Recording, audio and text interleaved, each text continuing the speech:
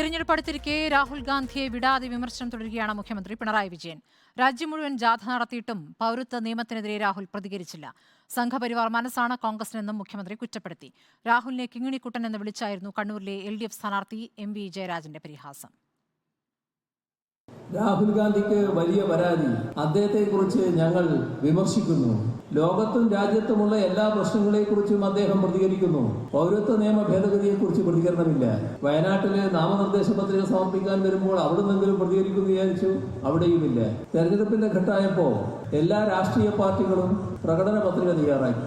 2 communist പാർട്ടികളും പൗരത്വ നിയമ ഭേദഗതി റദ്ദു ചെയ്യും എന്ന അർത്ഥശങ്കക്കിടയില്ലാതെ വ്യക്തമാക്കി. കോൺഗ്രസിനൊന്നും പറയാനില്ല. അതിനിടയ്ക്ക് ഇവിടുത്തെ പ്രതിപക്ഷ നേതാവ് ഇത് വായിക്കാത്തതുകൊണ്ടാണ്, ആ പേജും ഖണ്ഡികയും നോക്കാത്തതുകൊണ്ടാണ് എന്നൊക്കെയുള്ള വാദവുമായി വന്നു. എത്രമാത്രം കള്ളം പ്രചരിപ്പിച്ച് നാട്ടുകാരെ തെറ്റിദ്ധരിപ്പിക്കാനാണ് ശ്രമിച്ചത്. മതനിരപേക്ഷ മനസ്സ് നഷ്ടപ്പെട്ട് സംഘപരിവാർ മനസ്സിനോടൊപ്പം ചേരാൻ എങ്ങനെ നിങ്ങൾക്ക് കഴിഞ്ഞു? കേരളത്തിന്റെ പ്രിയങ്കരനായ മുഖ്യമന്ത്രിയെ എന്തുകൊണ്ടാണ് ED കേസിൽ ഉൾപ്പെടുത്തി ജയിലിൽ അടക്കാത്തത് എന്ന ചോദ്യമാണ് കോൺഗ്രസിന്റെ ദേശീയ നേതാവായ രാഹുൽ ഗാന്ധി ഉയർത്തിയത്.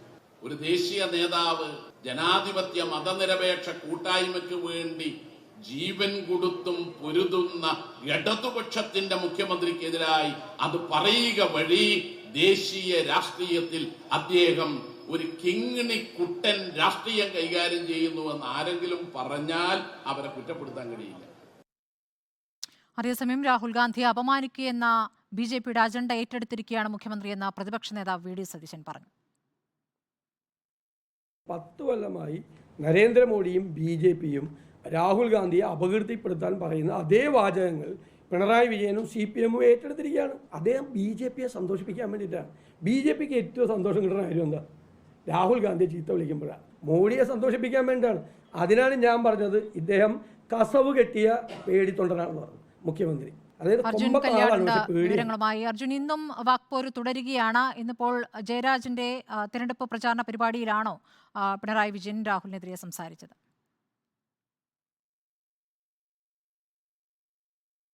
സ്മൃതി, കണ്ണൂർ മട്ടന്നൂരിൽ നടന്ന MV ജയരാജന്റെ തിരഞ്ഞെടുപ്പ് പൊതുയോഗത്തിനിടയിലാണ് മുഖ്യമന്ത്രി രാഹുൽ ഗാന്ധിക്കെതിരെയുള്ള വിമർശനം ആവർത്തിച്ചത്. കഴിഞ്ഞ ദിവസം തിരഞ്ഞെടുപ്പ് പൊതുയോഗങ്ങളിലെല്ലാം മുഖ്യമന്ത്രി നടത്തിയിട്ടുള്ള അതേ പരാമർശം തന്നെയായിരുന്നു മുഖ്യമന്ത്രി ഇന്നും ആവർത്തിച്ചിട്ടുള്ളത്.